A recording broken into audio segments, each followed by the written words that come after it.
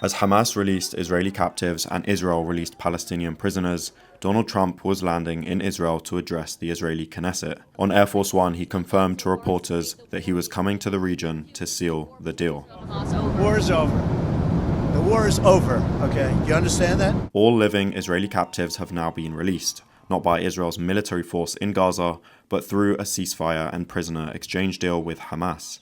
In exchange for the release of Israeli captives as agreed upon, Israel released around 2,000 Palestinian prisoners in Phase 1 of this deal. Some returned to the occupied West Bank, and nearly 1,700 of those returned to Gaza were Palestinians seized and detained in Gaza in the past 2 years. Around 150 are set to be expelled from Palestine entirely. Trump's prompt arrival to the region sealed the deal in a way that will make it difficult for Israel to return to war, but paving the way for Netanyahu to treat this as a victory moment, filled with applause and standing ovations in the Israeli Knesset.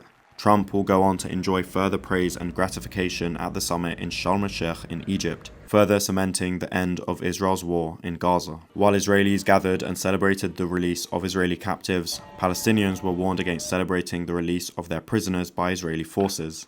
And in Gaza, Hamas scaled back on handover ceremonies and deployed internal security and police forces to keep the calm, as they handed over captives to the International Red Cross. Whilst Trump announced in the Knesset that Israel had won and Netanyahu had agreed to end the war in Gaza before it was too late, President Trump seems okay with Hamas having arms in Gaza for a bit longer, despite it being one of Israel's main goals to eradicate the group entirely. Where they are standing because they do want to stop the problems, and they've been open about it, and we gave them approval for a period of time.